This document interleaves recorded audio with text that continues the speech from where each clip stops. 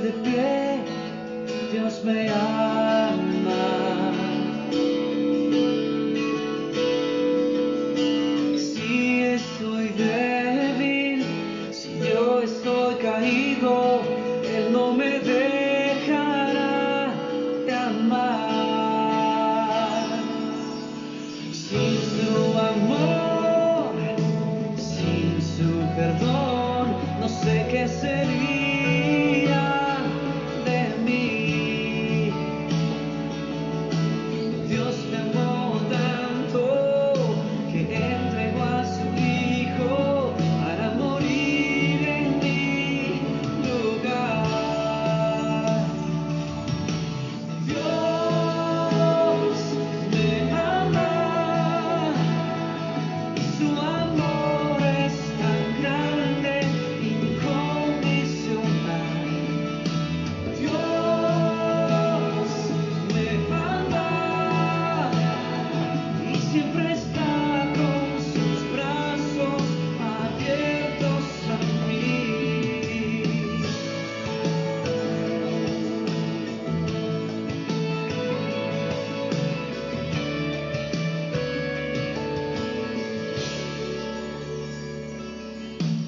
Aún siendo así, pobre pecador, Dios me ama.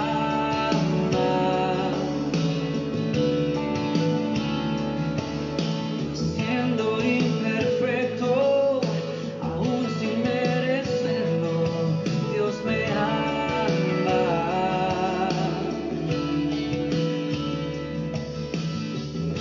Soy fuerte, si yo estoy de pie, Él me ama.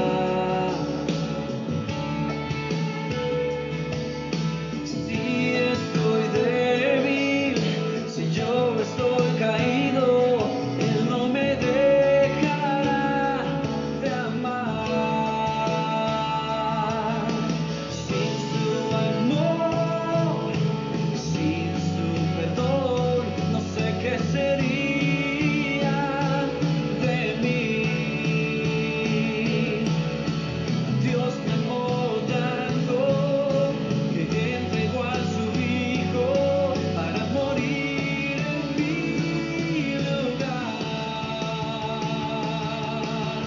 Dios me ama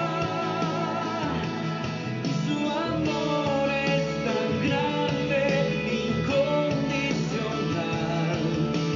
Dios me ama y siempre está con sus brazos abiertos a mí. Dios me ama y su amor es tan grande, incondicional. Dios me ama y siempre está con sus brazos abiertos a mí. Esta verdad que Dios quiere que cantes con todo el corazón en esta noche. No importa cómo tú hayas venido, el amor de Dios es más grande que cualquier cosa.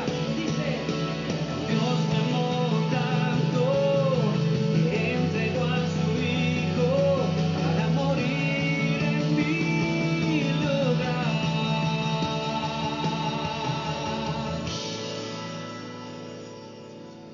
Dios me ama y su amor es tan grande, incondicional. Dios me ama y siempre está con sus brazos abiertos a mí. Dios me ama y su amor es tan grande, incondicional.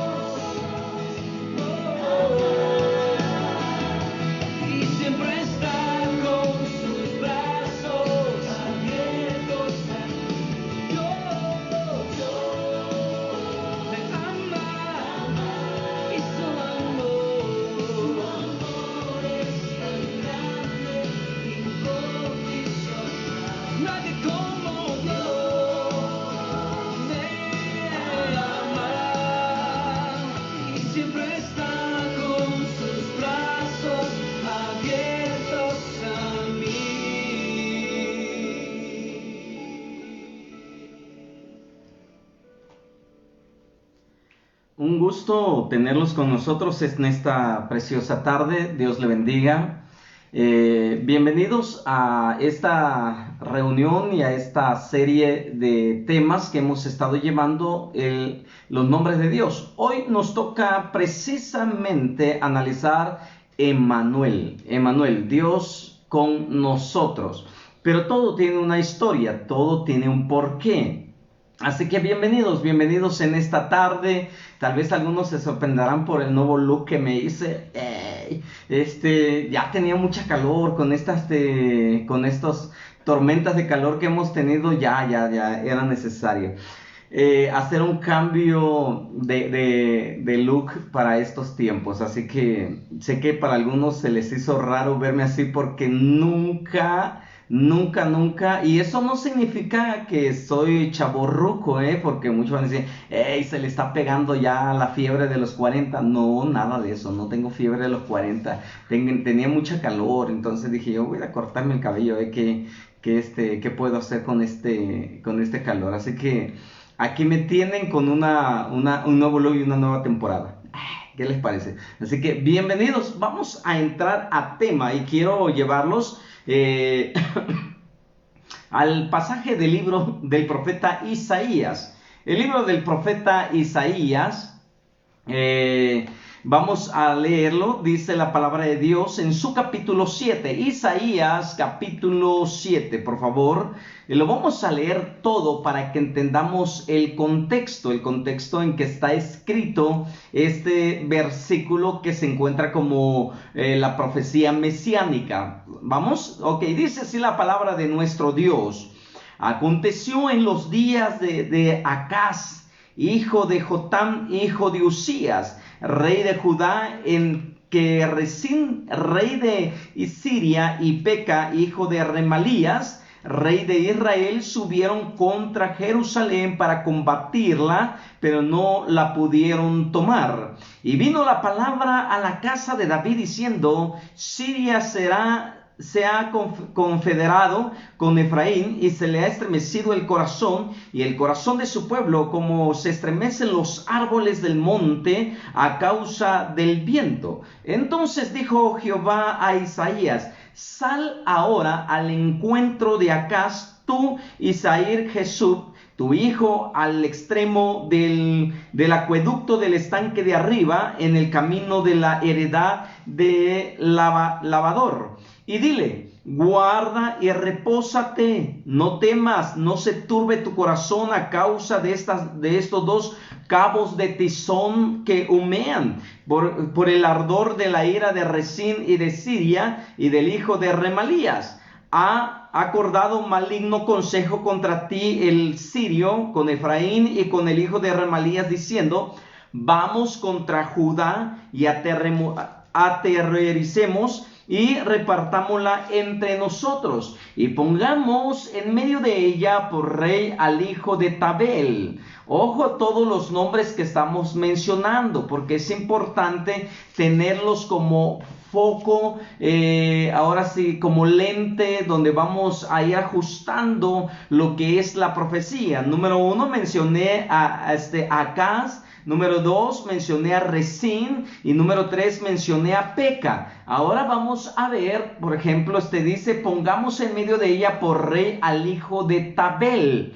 Entonces, por tanto, Jehová el Señor dice así, no subirá ni será, porque la cabeza de Siria es Damasco, y la cabeza de Damasco Resín, y dentro de 75 años Efraín será quebrantado hasta dejar de ser pueblo.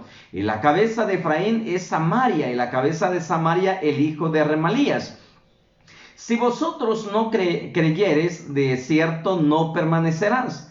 Y habló también Jehová a Acaz diciendo, pide para ti señal de Jehová tu Dios, demandándola ya sea de abajo en lo profundo o de arriba en lo alto. Y respondió Acaz, no pediré y no tentaré a Jehová. Dijo entonces Isaías, oíd ahora, casa de David, os es poco el ser molestos a los hombres, sino que también lo seáis a mi Dios. Por tanto, el Señor mismo os dará señal. He aquí que la Virgen concebirá y dará a luz un hijo y llamará su nombre Emmanuel. Comerá mantequilla y miel hasta que sepa desechar lo malo y escoger lo bueno.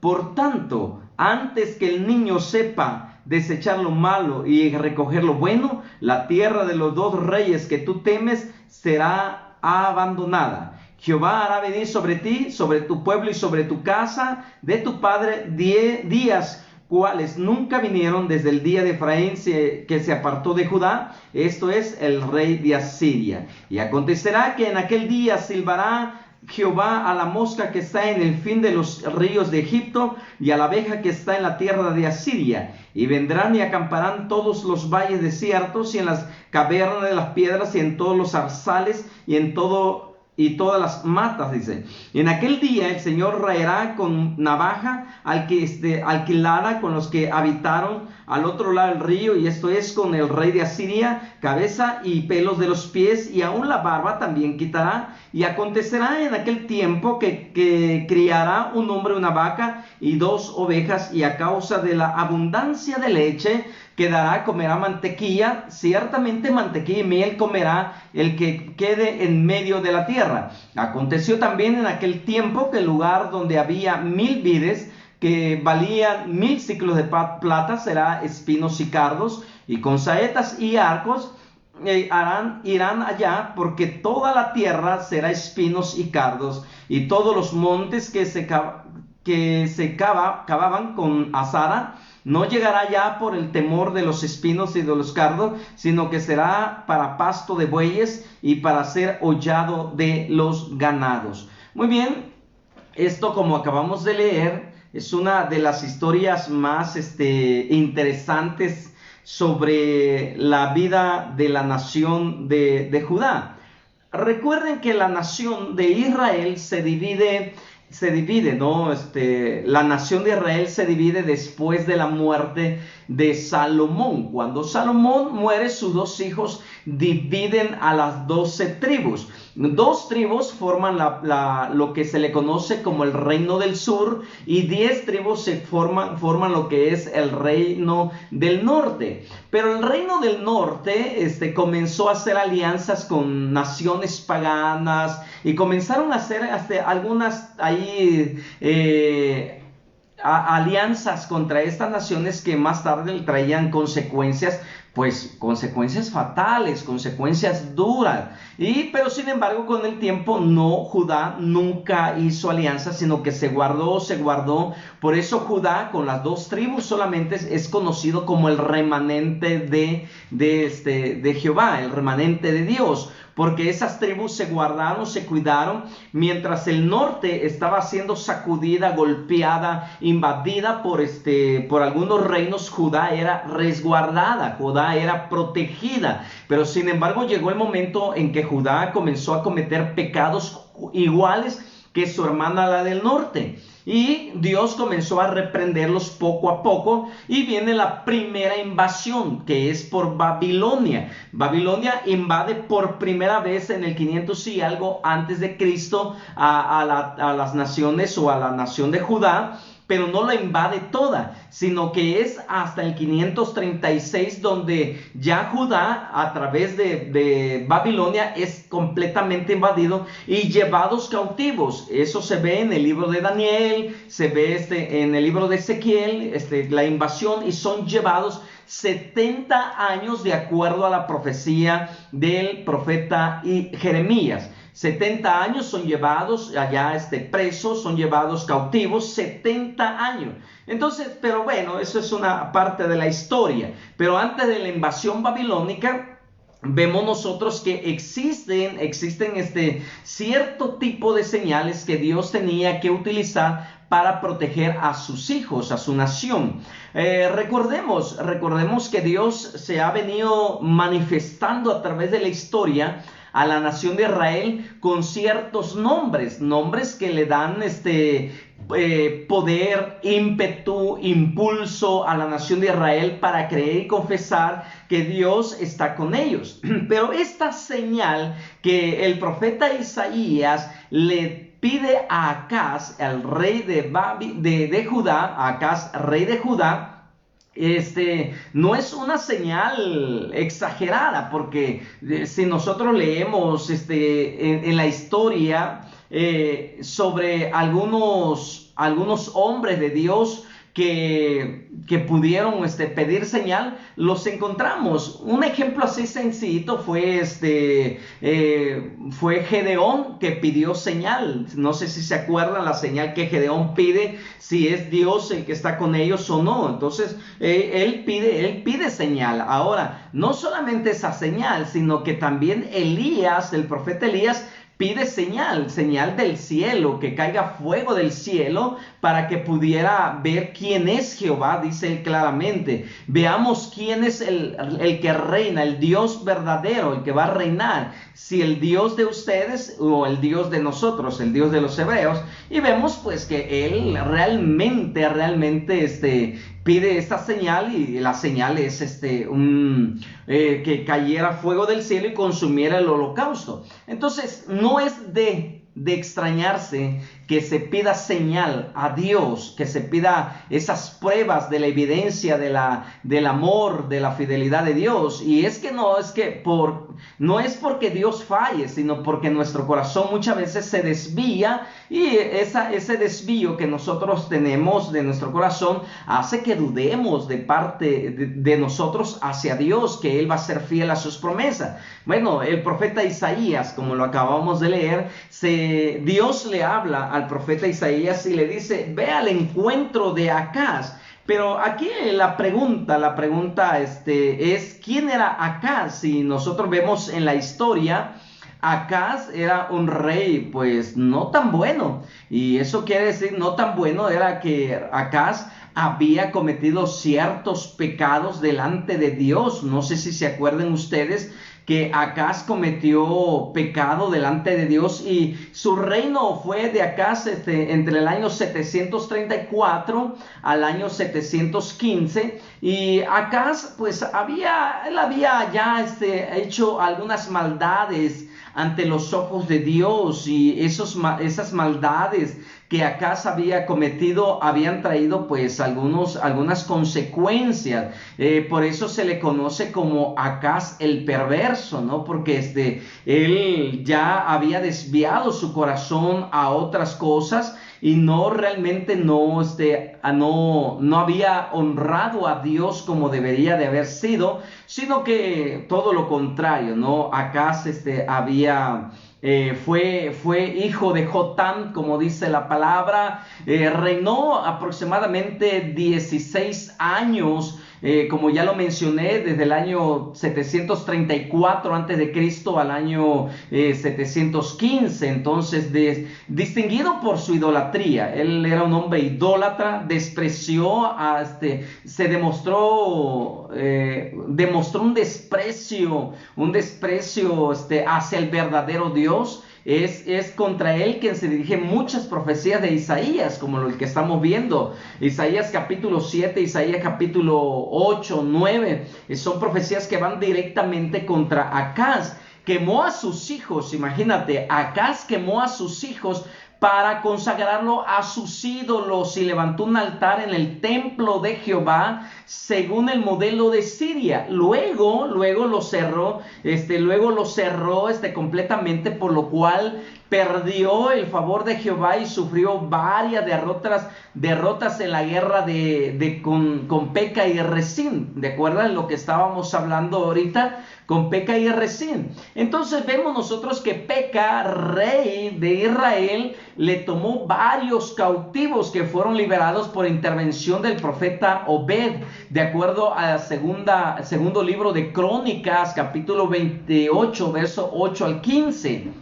Y de mano de los edomitas y de los filisteos sufrió percances similares. Entonces, ignorando los consejos de Isaías, solicitó auxilio de Tiglat-Pileser, el rey de Siria, lo que lo aprovechó para a hacerle tributo suyo, a hacerlo esclavo suyo. Entonces, acá su mismo pecado lo comenzó a orillar y llevándolo a continuas derrotas. Entonces fue en su muerte, Acaz fue tan aborrecido por sus propios súbditos que le negaron sepultura entre los reyes de Judá. Entonces vemos nosotros que Acaz ya tenía muchas cosas en su contra por causa de sus pecados, por causa de sus maldades. Entonces ahora vemos al profeta Isaías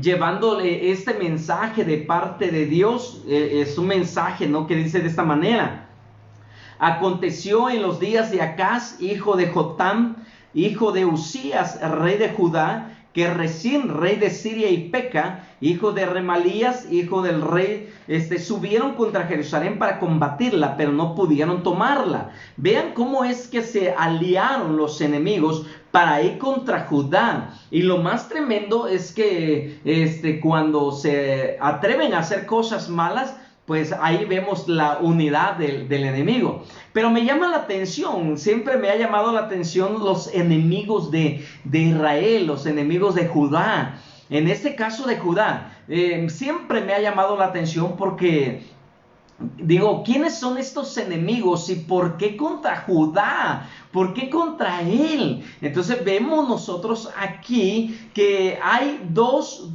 personajes, Resín y Peca. Bueno, vamos a ver que Resín, su significado de Resín significa abrir los ojos o los sentidos, y el nombre de Peca significa placentero. Ojo, el nombre de Resín significa abrir los ojos, los sentidos, y el de Peca significa placentero. ¿Acaso no es lo mismo? ¿Acaso no es la misma lucha, la misma,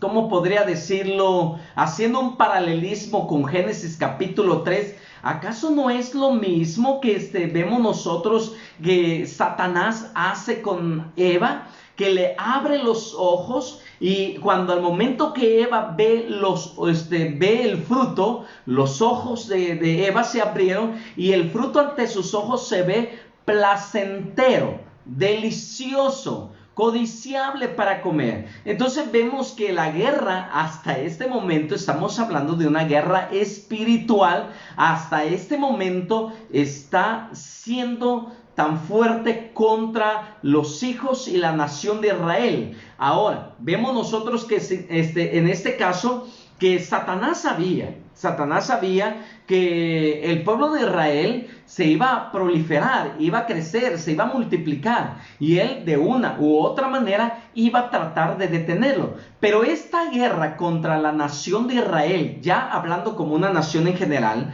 ¿de dónde nace? Ahora, vamos a especificar la guerra. Vamos a ir hasta el punto donde puedo decirte por qué. ¿Por qué Satanás tiene tanta saña con la misma mujer? ¿Por qué Satanás tiene tanta saña, tanta maldad contra la misma mujer? Que ha denigrado, voy a ponerlo de esa manera, ha denigrado la imagen de la mujer, en la imagen femenina. Lo ha denigrándolo en las publicidades, denigrándolo en todas las áreas de la sociedad. La mujer es denigrada en todos los sentidos. Bueno, esta guerra enfocada a la mujer directamente viene desde Génesis capítulo 3. Si tú me acompañas a Génesis capítulo 3, verso 15, te vas a dar cuenta que allí hay una declaración de guerra. Dios mismo la pone y dice de esta manera: y pondré enemistad entre ti y la mujer, entre tu simiente y la simiente suya. Esta te herirá en la cabeza y tú la herirás en el calcañal. Entonces vemos nosotros que Dios dice que habrá una guerra desatada contra la misma mujer. Bueno, la nación de Israel siempre va a tener, la mujer siempre va a simbolizar a la nación de Israel, pero la mujer como figura, como género femenino, también la mujer es atacada. Por ejemplo, vamos a analizarlo fácilmente. La mujer tiene problemas en sus glándulas mamarias, donde de repente hay mujeres que sufren de cáncer y les son cortados sus pechos, su matriz, sus ovarios, todo la parte reproductora de la mujer es atacada por cánceres, tumores, quistes, y uno dice, bueno, ¿por qué tanta hazaña contra la mujer? Porque no escuchamos que el hombre tenga problemas de esa naturaleza. Es muy raro que el hombre que tenga ese tipo de problema, pero contra la mujer va. Porque vemos aquí que Dios, cuando dice pondré enemistad entre tu simiente y la simiente suya, está hablando de que Dios a través de la mujer va a traer al Salvador del mundo. Dios a través de la mujer va a dar vida. Ojo, la mujer es procreadora de vida. No en la historia, aunque hace algunos años asombró a la humanidad de que un hombre estaba embarazado. No sé si se acuerdan de que salió en las noticias de que un hombre estaba embarazado. Pero cuando fueron a investigar, no era un hombre, era una mujer realmente que había cambiado su aspecto. Ella quería ser hombre, pero se enamoró como hombre supuestamente se enamoró de una mujer, y después ya descubrieron que quisieron tener un hijo, y la que quiso tener el hijo era la que tenía ya la fisonomía de hombre, pero como no era hombre, era mujer, quedó embarazada. Entonces vemos que nunca un hombre literalmente va a quedar embarazado. ¿Por qué? Porque el hombre es solamente el que transmite la semilla, pero la que da la gestión de la vida es la mujer. Por eso la mujer es atacada, es golpeada, es amenazada y hasta a veces destruido. Por eso en algunas naciones del Oriente Próximo y del Oriente Medio vemos nosotros que las mujeres no las tienen en una estima alta. Hasta el día de hoy, en pleno siglo XXI, siguen todavía las mujeres siendo marginadas en aquella parte del mundo. Ahora la mujer es una mujer bendita, un género bendito. La mujer es algo preciado ante los ojos de Dios. Inclusive nuestro Señor Jesucristo mismo le dijo a las mujeres: bienaventuradas ustedes mujeres, bienaventurados sus pechos, y les comienza a decir, Jesús bendijo el cuerpo, la fisonomía física de la mujer, y la bendice, le dice, son bienaventuradas, dichosas ustedes. Entonces vemos nosotros que hay una guerra que se desata, y ahora con esta profecía que Dios le da a Acaz, es una guerra más intensa todavía. ¿Por qué? Porque aquí vamos. Dice la palabra de Dios en Isaías 7:14. Ya vimos qué significa Rezín y qué significa Peca. Bueno, sabemos que esas dos naciones se unieron para ir en contra de Judá y destruirla. Bueno, Dios le habló al profeta Isaías, le dice, ve a Acaz y dile en versículo 3, capítulo 7 de Isaías. Entonces dijo Jehová a Isaías, sal ahora al encuentro de Acaz. Vean algo bien importante. Dios nunca va a dejar solo a sus hijos. Por más pecador que sea el hombre, en este caso Acaz, Dios le va a dar una oportunidad de rectificar sus obras, de enderezar sus caminos. Dios le va a hablar a Acaz por medio del profeta Isaías. Cuando ya el hombre es un perverso, cuando ya el hombre no quiere entender, por más profetas y por más que un ángel de Dios venga a hablarle de parte de Dios, ese hombre perverso no va a hacer caso, no le va a hacer caso ni al profeta, ni al ni al pastor, no le va a hacer caso ni a un ángel de Dios que baje y le diga, no va a cambiar. Esa persona como que ya está marcada, sellada para la perdición. Esa persona como que ya está maldita para la eternidad, porque por más que se le hable, por más que se le diga, no entienden. Al contrario,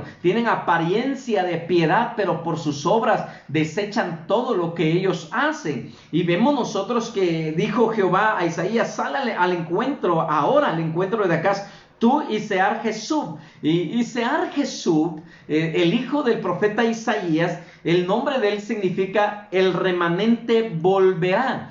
Eso significa que la profecía iba acompañada, la palabra iba acompañada de que probablemente, y que no fue probabilidad, fue una palabra acertada, que Judá iba a ser invadida, iba a llevar cautiva, pero que un remanente iba a volver. 70 años después, un remanente volvió a Judá a reconstruir los muros. Pero veamos qué sigue diciendo la palabra ahí. Dice, al extremo del acueducto del estanque de arriba, dice, en el camino de la heredad del lavador. Y dile, guarda y repósate. Ante la amenaza, Dios envía una palabra de paz. Ante la amenaza, Dios envía una palabra de esperanza. Y mira, el corazón agitado de Acaz, el corazón agitado. Es que Acaz sabía que su maldad lo iba a alcanzar tarde que temprano. Acaz sabía que su pecado lo iba a alcanzar tarde que temprano y que su reino iba a tener fin. ¿Y cómo iba a morir? No lo sabíamos, ¿no? Pero él tenía ese temor. Él sabía que los pecados y sus obras iban a tener consecuencias. Entonces, el corazón turbado de Acaz, la palabra de Isaías, acompañado del hijo de Isaías, eran una señal. Recuerda que el profeta mismo, Isaías, lo dice. Los hijos que Dios me ha dado, dice, los hijos que Dios me ha dado son como señales y presagios. Qué interesante, qué importante. Entonces, por ahora entendemos un poquito más. Ahorita te voy a dar el pasaje bíblico donde está ese versículo, donde dice, los hijos que Dios me ha dado son como señales y presagios. Y vemos nosotros que ahora entendemos por qué Isaías o Dios mismo le dice, sal ahora al encuentro de Acaz, tú, hablando de Isaías, y tu hijo. ¿Por qué? Porque el hijo de Isaías era una señal, un presagio para el profeta, para el rey Acaz. Y ahí vemos nosotros que le dice el lugar y todo. Y dile, guarda y repósate. Eso significa, no temas, reposa, descansa, aunque tú veas la amenaza, aunque tú sientas ya el suspiro del enemigo en tu cuello. Dice, reposa. El objetivo de Satanás es que tú y yo sintamos ansiedad ante la amenaza. Si nosotros sentimos ansiedad ante la amenaza, dejaremos de glorificar a Dios y nos centraremos en el problema. Pero cuando Dios le dice a Acaz, desenfócate del problema, desenfócate de la amenaza, reposa en mí y guarda, dice la palabra, guarda y reposa. Eso significa, ¿guarda qué? Guarda la palabra, guarda la quietud, guarda la confianza. ¿Por qué dice, no temas, ni se turbe tu corazón a causa de estos dos cabos de tizón que humean por el ardor de la ira de Rezín y de Siria y del hijo de Remalías? Vemos nosotros que Dios realmente le está diciendo a Acaz, no te preocupes por tus enemigos. Y es que esto es la razón, esto es realmente lo que debemos de entender, que a pesar de que ya de que Isaías había hablado y a pesar de que Dios le da esta palabra a Acaz, observa, escucha bien. Dios le está diciendo a Acaz, recuerda lo que yo he hecho en el pasado. ¿Cuántos enemigos Dios no había destruido en el tiempo pasado? Egipto, por ejemplo, a las 7 naciones cananeas. Todas esas historias extraordinarias era para que Acaz tuviera confianza en Dios, porque Dios no cambia. No cambia, dice, bueno, vemos Isaías capítulo 8, verso 18, dice la palabra de esta manera: he aquí, yo y los hijos que me dio Jehová somos señales y presagios en Israel, de parte de Jehová de los ejércitos que mora en el monte de Sión. Entonces, cuando Dios le dice a Isaías, ve tú y tu hijo, es porque ellos eran señales, símbolos de una profecía.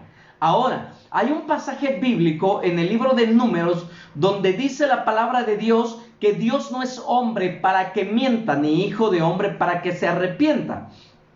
Dios había hecho milagros extraordinarios en el tiempo pasado. Ahora Dios le dice a Acaz, ve, guarda, repósate, no temas, ni se turbe tu corazón a causa de estos dos cabos de tizón que humean. Entonces dice la palabra que Acaz comienza a decirle a Isaías, ¿acaso he de tentar yo a Dios?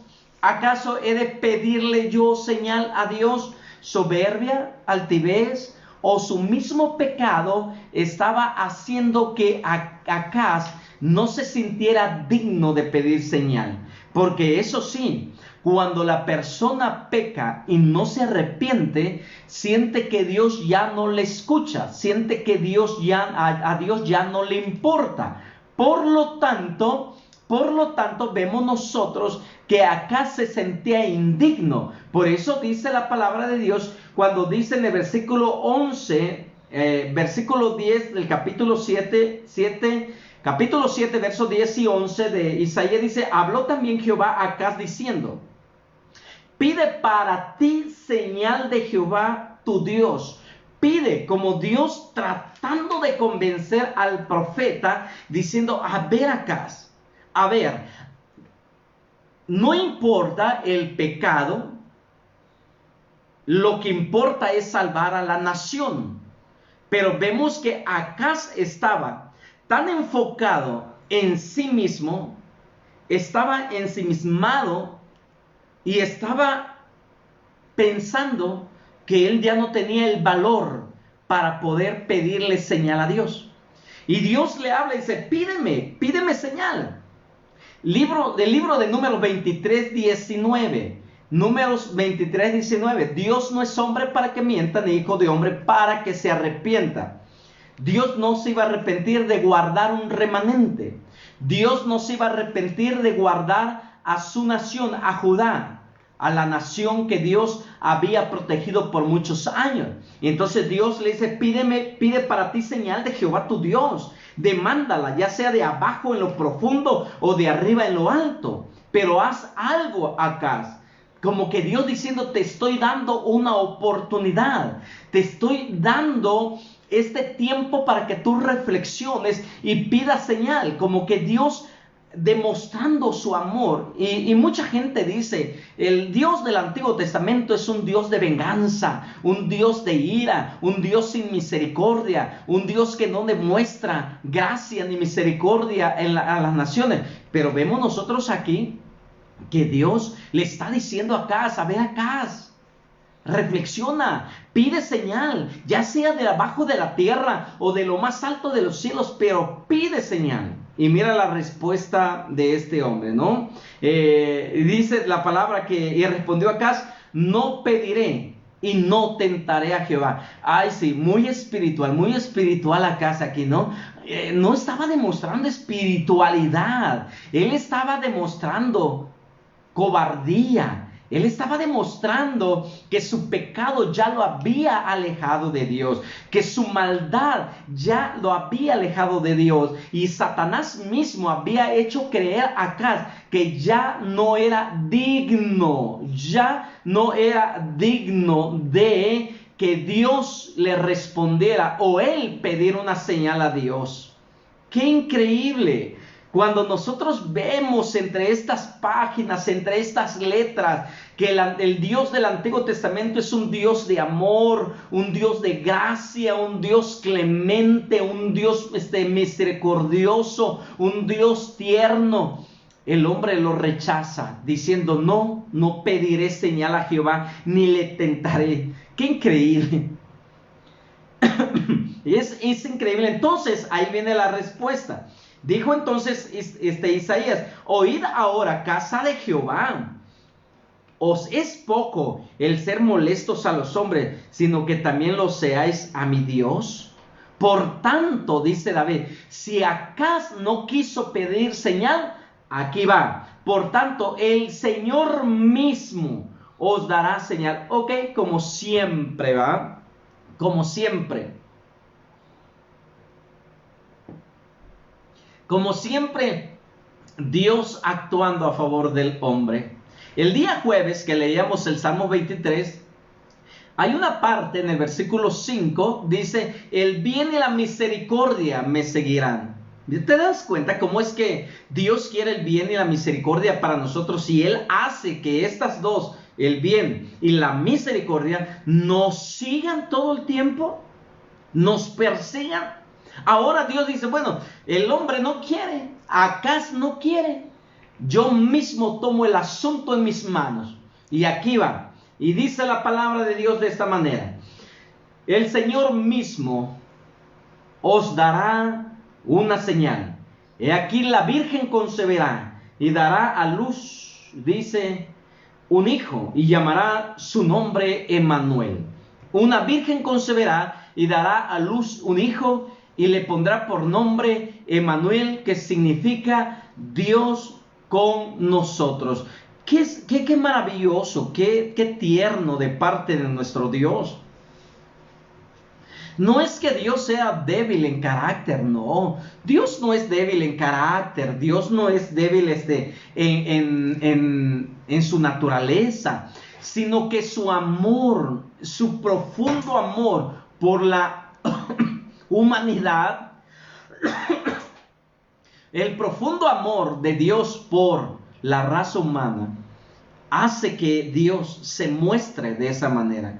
Pero cuando Él muestra su amor hasta ese nivel, no está demostrando debilidad, sino carácter, fuerza de voluntad para hacer las cosas. Entonces, cuando vemos nosotros la palabra que dice una virgen, la palabra virgen en el hebreo significa alma, un alma. Se ha interpretado de diversas maneras esta palabra. Significa propiamente mujer no casada. Entonces, la señal que Dios le promete a la nación es una mujer no casada. La señal consistía, pues, en que ese niño nacería de una virgen y su nacimiento significaría la presencia de Dios para dar libertad. ¡Qué maravilloso! Lo que la ciencia hasta el día de hoy no ha logrado es comprender el nacimiento virginal de nuestro Señor Jesucristo. Número uno, la concepción virginal. Ese es uno de los misterios más grandes que existen en la fe cristiana. Hablo de la fe cristiana, en la concepción virginal. Porque no está comprobado científicamente que una niña, una virgen, una doncella que no ha tenido marido o no ha probado, no ha estado casada, pueda estar embarazada. Porque tú sabes que el embarazo natural se necesita tener el encuentro de la intimidad sexual. Pero aquí vemos que Dios dice que la virgen concebirá y dará a luz un hijo. Eso significa que, en primer lugar, su concepción sería virginal, sin ayuda ni voluntad de hombre. Sin ayuda de hombre. La niña, o en este caso la mujer no casada, la doncella, iba a estar, iba a tener esa visitación milagrosa. Y eso lo vemos en el Evangelio de Lucas, cuando el ángel se le acerca a María y le dice: bienaventurada, eres tú, María, has hallado gracia delante de Dios. A María no le asustó la presencia del ángel, le asustó la salutación, el saludo que el ángel le dio, y le dijo, ¿qué saludo será esto? Dice, ¿no? El Evangelio de Lucas, y vemos que ahí que el ángel le dijo, no temas, María, no temas. Entonces, Dios cumple sus palabras, pero vemos aquí que es evidente que la promesa involucrada en la señal que no tuvo cumplimiento inmediato y real, pues el rey Acaz buscó la ayuda del rey de Asiria, y la promesa quedó para el remanente de Emanuel, en que hallarían su esperanza y salvación. Ningún otro sino nuestro Señor Jesucristo había de ser el Emanuel. Aquí la pregunta es, y es algo que a mí me han hecho muchas veces, bueno, ¿por qué si el profeta Isaías le dice a Acaz y a la nación que el nombre de ese niño sería Emanuel? ¿Por qué en el Evangelio de Mateo el ángel le dice, y su nombre será Jesús? ¿Por qué no le puso Emanuel? Ese es uno de las preguntas que me han hecho muchas veces. Me dice, pero ¿por qué no le pusieron Emanuel? Si en el Antiguo Testamento está que debería ser su nombre Emanuel, no Jesús. Es increíble, ¿verdad? Entonces, el nombre de Jesús no es estrictamente un título. Ojo, el nombre de Jesús no es estrictamente un título, es un nombre con un significado. Una forma del griego de Josué. Recuerda que Jesús está en griego, Josué en hebreo. Pero una forma en el griego del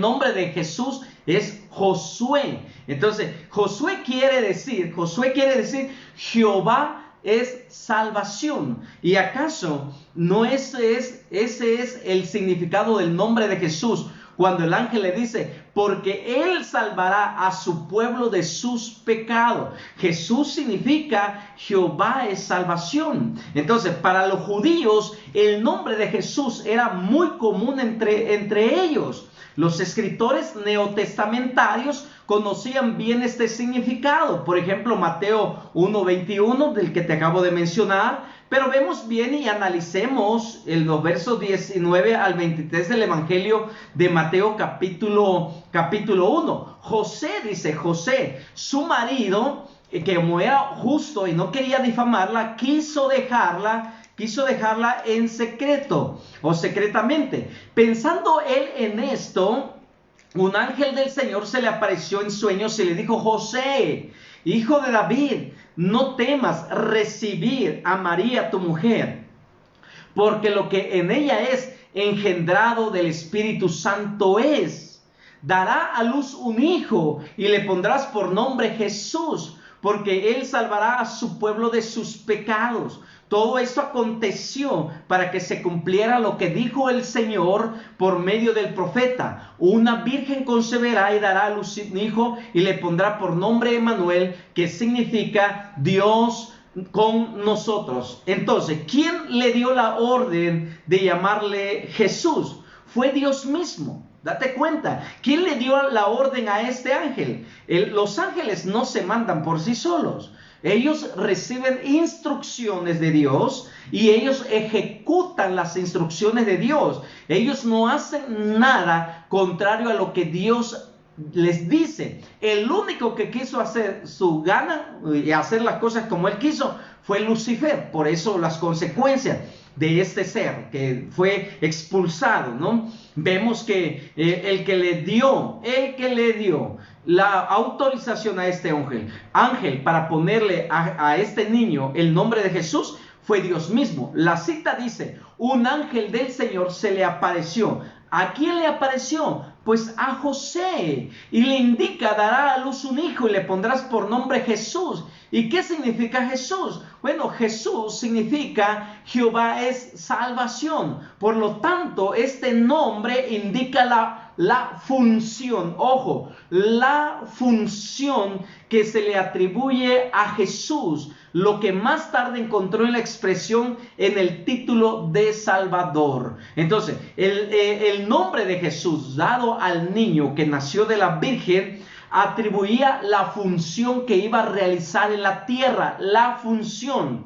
Pero Emmanuel habla de la comisión, habla de lo que Dios iba a hacer, que Él iba a estar en medio de nosotros en forma corporal. Por eso, Emmanuel como señal es que Dios mismo se manifestaría. Dios mismo se manifestaría y dejaría su gloria, su trono, su presencia allá, su lugar en el cielo.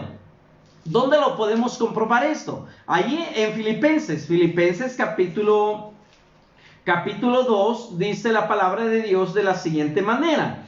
Dice versículo 6, capítulo 2 de Filipenses, versículo 6, dice, el cual siendo en forma de Dios, hablando de Jesús, el cual siendo en forma de Dios, no estimó el ser igual a Dios como cosa a que aferrarse, sino que se despojó a sí mismo y tomando forma de siervo, hecho semejante a los hombres, y estando en la condición de hombre, se humilló a sí mismo, haciéndose obediente hasta la muerte y muerte de cruz. Entonces vemos que este Emmanuel realmente era Dios, dejando su gloria, no aferrándose a ser igual a Dios, sino que dejó esa posición y vino y se hizo hombre. Y estando en la condición de hombre, Jesús representaba al Dios invisible, porque la Biblia dice que a Dios nadie lo ha visto, porque no hay hombre que lo vea y viva.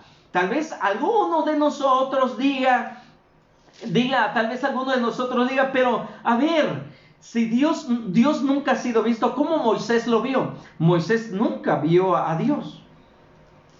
Realmente, literalmente, Moisés nunca vio a Dios. ¿Qué es lo que vio entonces Moisés? Las espaldas de Dios, los lomos de Dios, porque Dios mismo le dijo, no hay hombre que me vea y viva. Y entonces cuando Dios le da las instrucciones a Moisés y lo pone en la hendidura de la peña y le dice, cuando yo grite, cuando yo hable en voz fuerte, misericordioso con el que seré misericordioso y clemente con el que seré clemente, tú voltearás y no verás mi rostro, solamente verás mis espaldas. Dios nunca ha sido visto. En el Evangelio de Juan capítulo 4 vemos nosotros que Jesús mismo dice acerca de Dios. 4:24 de Juan dice, Dios es espíritu. ¿Y quién ha visto un espíritu? Nadie ha visto un espíritu.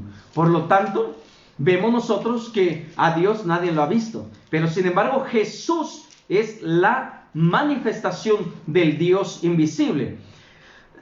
En el Evangelio de Juan, capítulo 14, vemos nosotros que hay una persona, le dice Felipe, capítulo 14, verso 8, le dice, Felipe le dijo a Jesús, Señor, muéstranos al Padre y nos basta.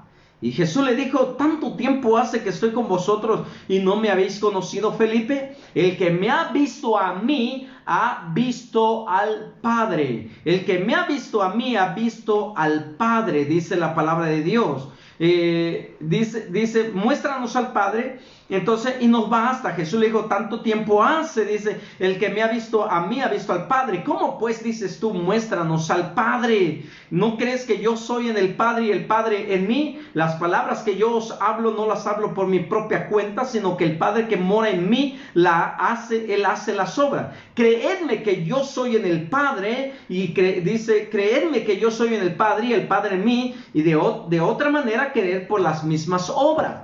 Vemos que Jesús es el Emmanuel, aquel que Dios mismo dijo, a ver, acá no quiso pedir señal, yo pongo la señal. Yo mismo, dice, daré una virgen que quede embarazada para que a través de ella venga, dice ahí el Emmanuel, Dios en medio de nosotros. Y vemos nosotros que aquí en Jesús vemos ya la aparición del Emmanuel en medio de nosotros. Entonces, la duda sigue siendo, ¿por qué ha de llamarse Emmanuel? Porque en Jesús se cumplía, ya lo dije, en Jesús se cumplía la divinidad de ese Dios habitando en medio de ellos. Jesús era ese mismo Dios con nosotros, que venía para salvar al mundo, a quien luego se le llamó el Cristo, que significa el ungido. En realidad, fue el ungido de Jehová, quien vino a salvar de condenación a aquel Jesús de Nazaret, que fue menospreciado por los suyos. Lucas capítulo 4, verso 22 dice, y todos daban buen testimonio de él, y estaban maravillados de las palabras de gracia que salían de su boca, y decían, ¿no es este el hijo de José? ¿No es este el hijo de José? Viendo el texto anterior, observamos que la gente no lo veía como el Dios con nosotros o Dios en medio nuestro. Hablando de esta cita de Lucas, porque la gente decía, ¿no es este el hijo de José? Si observamos el verso 21, dice, hoy se ha cumplido las escrituras, dice en el Evangelio de Lucas capítulo 4, verso 21. Hoy se ha cumplido esta escritura delante de nosotros. En pocas palabras, Jesús lo decía de las escrituras que se había cumplido en él. Dice, véanme, obsérvenme, aquí estoy, y hoy delante de sus ojos, esta escritura, cuando tomó el libro del profeta Isaías, se leyó diciendo, el Espíritu del Señor está sobre mí, yo soy el ungido, el Cristo, el enviado, y esta palabra se ha cumplido en medio de vosotros el día de hoy. Jesús dice, véanme, pero la gente lo veía no como el Hijo de Dios, no como el Hijo de Dios, sino como el Hijo de José. En ese mismo capítulo, del capítulo 4, leemos que luego lo echaron fuera de la ciudad y que lo llevaron a la cumbre para matarlo. Sin embargo, él pasó en medio de ellos. En resumen aquí, en este pasaje bíblico, el Emmanuel, el Dios con nosotros, vino a este mundo en forma humana. Cobró vida como todo ser humano. Se le conoció como Jesús, el Salvador del mundo. Y esto era la principal función de Jesús en la tierra. ¿Cuál era la función del nombre del Mesías? ¿Cuál era la función del nombre del Mesías? Salvar al mundo de la humanidad. Su función, su visión, su misión era salvar al mundo del pecado. Entonces, esa era la función de Jesús en esta tierra. Venir y ofrecerse como el verdadero, único y real sacrificio para expiación de los pecados de la humanidad. Jesús era y sigue siendo el Emmanuel, Dios con nosotros. El Mesías es Dios y Mesías significa ungido, y el ungido es Cristo, y Cristo es Jesús, y Jesús es el Salvador del mundo que habitó en medio de nosotros humanamente, haciendo realidad al Emmanuel, Dios con nosotros. Esta deidad sigue cumpliendo ese papel importante en medio de nosotros. El ungido sigue salvando y sigue habitando en medio de nosotros. Los judíos creían que el Mesías o enviado de Dios los libraría de dominio extranjero en el tiempo de Acaz, pero la misión que traía Jesús era el de librarlos de la dominación del pecado y del yugo de Satanás. Y tal y como ocurre el día de hoy, Él sigue haciendo esa obra redentora, salvando al hombre de la opresión y yugo de Satanás. ¿Cómo es que si Jesús es Dios, no sabía el día ni la hora, va? No sabía ni el día ni la hora en que había de venir. Pero ya lo leímos, en su decisión de dejar su gloria, Él se limitó a este cuerpo terrenal, a tiempo y espacio, y a condiciones cognitivas, condiciones de conocimiento. Por lo tanto, como hombre Él no lo sabía, pero como Dios sí lo sabía. Emmanuel, Dios en medio nuestro. Primera parte, y yo quiero terminar con esto, enfatizando estos puntos solamente. Dios te dice a ti, no temas, no te amedrentes ante esta situación del COVID-19. No temas ni te amedrentes, ni se turbe tu corazón, porque Dios tiene todo bajo control. Pide señal, pero la señal ya nos fue dada. ¿Cuál es la señal? La Virgen concebirá la mujer concebirá, una virgen, una doncella que no había conocido varón, va a concebir de manera extraordinaria, milagrosa, sobrenatural. Y se cumplió. El Mesías vino y el Mesías venció y él dijo: mi paz os doy, mi paz os dejo. No la doy como el mundo la da, porque en el mundo hay aflicción. Pero no teman, yo ya vencí el mundo. Estamos en el mundo y ahorita estamos experimentando aflicción. Estamos experimentando ansiedad o angustia por esta situación en la que estamos viviendo. Pero no te olvides de la señal que Dios nos da. Él está en medio nuestro. El Emmanuel está con nosotros. Y Jesús vino a redimirnos de la ansiedad, de la depresión y de la inseguridad que vivimos. Él venció todo eso porque Él es Dios en medio nuestro. No temas. Dios es bueno. Dios es bueno todo el tiempo. Dios es maravilloso. Él no te dejará. No te va a dejar. Él va a estar a tu lado. Aún en medio de esta situación, aún en medio de este problema, aún cuando los gobiernos han declarado que la vida ya no va a ser igual después del COVID-19, te digo algo. Si Dios no nos dejó en el pasado, no nos va a dejar en el futuro. Él es nuestro Emmanuel, Dios en medio nuestro. Cuando tú salgas de tu casa a hacer tus mandados, recuerda que el Emmanuel va a tu lado. Cuando tú vayas a los tianguis, a los centros comerciales, a comprar, no temas por el COVID. Solamente sé prudente, responsable. Solamente sé prudente y sé responsable. Pero no te atemorices, no permitas que esta condición te quite la paz, el gozo, la felicidad de la vida. Cuando tú vayas al tianguis, vayas a un centro comercial, vayas a visitar a los enfermos, recuerda, el Emmanuel está contigo. Dios está contigo. Cuando tú vayas a tu trabajo, ve protegido, porque somos prudentes. Pero disfruta tu trabajo y disfruta la compañía. Pero porque recuerda que el Emmanuel está contigo. El Emmanuel está ahí. No caigas en la psicosis del mundo. Solamente protégete y sé prudente, sí. Pero disfruta la vida. Porque Dios no te va a dejar ni te va a abandonar. El Emmanuel sigue con nosotros hasta el día de hoy. Y Él no nos va a dejar, no nos va a abandonar. Él siempre estará con nosotros. Dios siempre va a estar contigo y conmigo. ¿Por qué no oramos ahí? Oremos a Dios. Padre, te doy gracias en esta preciosa tarde, porque has traído una vez más entendimiento y luz a nuestro espíritu para comprender tu palabra. Y tu palabra dice que tú eres el Emmanuel, el Dios en medio nuestro. Y tú no nos dejas ni nos abandonas. Tú siempre estarás con nosotros. Hoy tomamos esta palabra como una palabra real para nuestras vidas.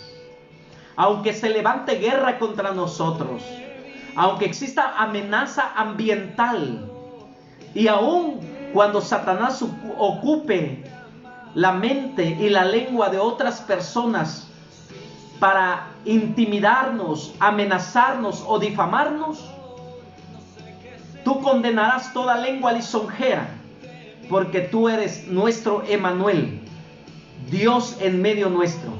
Gracias, Jesús, por enseñarnos cada día tu fidelidad y tu amor.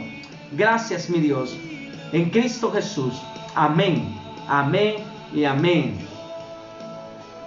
Aleluya. Qué hermoso y maravilloso. Así que espero que hayas disfrutado este tiempo conmigo. escudriñando esta parte de las Escrituras. Dios te bendiga, Dios te guarde. Espera, muy pronto te voy a enviar una invitación para formar un grupo exclusivo de nuestra página o de nuestra empresa que se llama Jutzpah, para que por medio de ese grupo vamos a estar enviando algunos artículos, algunas enseñanzas, y ahí vamos a estar enviando algunas clases que vamos a estar dando para los siguientes meses. Bienvenido a Punto Familiar, y te recuerdo, jueves 7 de la noche y sábado 7. Te esperamos en nuestras siguientes transmisiones. Un abrazo y muchas bendiciones hasta donde tú te encuentras. Y cuídate, sé responsable, sé prudente, pero no te atemorices ni tengas miedo, sino que recuerda que Dios es bueno y Él está contigo. Un abrazo, bendiciones, bye.